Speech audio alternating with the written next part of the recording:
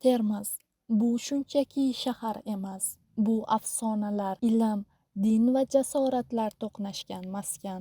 Assalomu alaykum aziz obunachilar. Bugun siz bilan birga bu sirli tarixning izidan boramiz.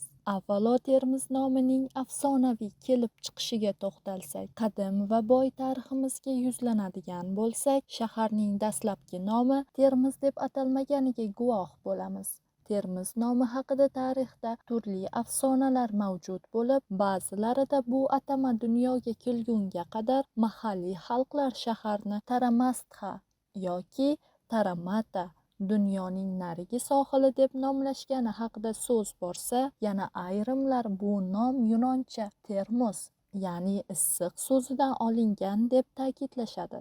Boshqa bir afsonada esa shahar qamal qilingach, ibodatxonada qamalib qolganlar biz tirikmiz deb qichqirgan va bu so'zlar Termiz nomiga aylangan deyilsa, ayrimlar xuddi shunga o'xshash voqeani termizlik Al-Hakim rivoyatiga bog'lab yozishadi. Ushbu rivoyatga ko'ra, balxlik Dorulomon nomli mashhur shayx termizlik Al-Hakimning g'oyibot olami bilan bog'lana oladigan ruhiy quvvati haqida xabar topadi va uni sinash maqsadida o'z xalifasi, ya'ni yordamchisi bilan birga Termizga yo'l oladi. Buni oldindan bilgan Al-Hakim esa Amudaryoga borib, Dorulomonni daryoning yarmida kutib oladi. Bundan hayratlangan shayx xalifasiga bu zotni daryodan ko'tarib ol ishorasini qiladi. Xalifa kar bo'lganligi sababli bu ishorani boshini ol deb tushunib, Al-Hakimning boshini qilich bilan kesadi.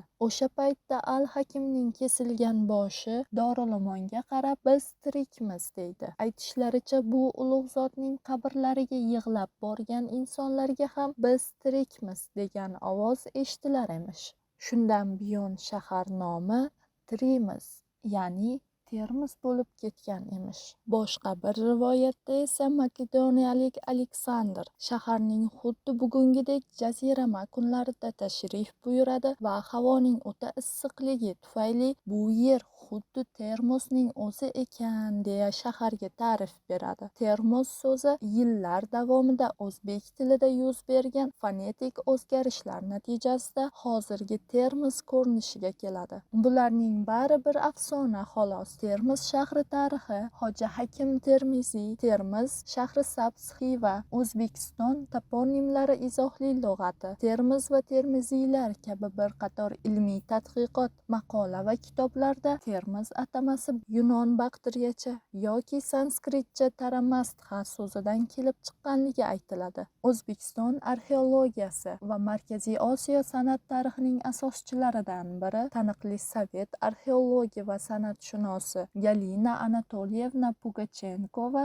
o'z tadqiqotlarida Termiz atamasini sanskritcha, ya'ni qadimgi hind tilida Taramata so'zi va yunon Baktriya podshosi Demetriya, ya'ni Termiz nomi bilan bog'laydi. Agar videolarimiz sizga manzur bo'layotgan bo'lsa, ularga like bosib, bizga obuna bo'lishni unutmang. Biz afsonalar ketma-ketligini davom ettiramiz. Qirqiz qal'asi jasorat va ilm maskani. Surxondaryo viloyatining Termiz tumanida joylashgan mazkur tarixiy obidaning o'zbek tilida Qirqiz degan ma'noni anglatadi. Ayrim manbalarda esa u Qirqiz qal'asi emas, Qiz qal'asi deb ham nomlanadi. Bu qal'a haqida tarixda ko'plab qiziqarli rivoyatlar mavjud. Masalan, ulardan birida shunday hikoya qilinadi. Qadimda bu yerda yashagan podshohning 40 nafar qizi bo'lgan. Bir kuni saltanatga donishmand tashrif buyurib, barcha ulamolar va vazirlarni bahslarda mot qiladi. Shunda ular donishmanddan o'ch olish maqsadida unga nisbatan tuhmat uyushtirib podshohga arz qilishadi. Podshoh esa gap nimadaligini aniqlamasdan donishmandni qatl etib, jasadini kuydirib, qulini Amudaryoga sepishga farmon beradi. Farmon ijro etiladi. Ammo suvga sepilgan qulni daryoda cho'milayotgan podshoh qizlari bexosdan suv bilan yutib, hammasi homilador bo'lib qolishadi. Bundan g'azablangan shoh qal'a qurdirib, hamma qizlarini u yerga qamaydi. Muddati yetgach, Ularning barchasi 40 ta o'g'il farzand ko'rishadi. Qal'ani esa 40 qiz deb atashadi. Keyinchalik esa podshohning katta qizi Guloyim, ba'zi manbalarda Gavhar 40 ta opa-singillari bilan birga ushbu qal'ada yashab o'z yerlarini talonchi ko'chmanchilardan himoya qiladi. Boshqa mahalliy afsonalarga ko'ra esa bosqinchilar shaharga yaqinlashganlarida minora tomidagi alanga bokira qizga aylanib dushmanga qaqshatqich zarba bera boshlaydi. Dushman armiyasi ortga chekinadi. Biroq shaharga qaytgan qahramon qiz dushman lashkarboshisini sevib qolganini aytib, qilichi bilan o'z joniga qasd qilgan ekan. Bu kabi afsona va rivoyatlar olis tarix sahifalarida juda ham ko'p uchraydi. Ammo ba'zi tadqiqotchilar bu imoratni qizlar uchun qurilgan birinchi islomiy akademiya deb hisoblashadi. Qirqiz qal'asi nafaqat me'moriy yodgorlik,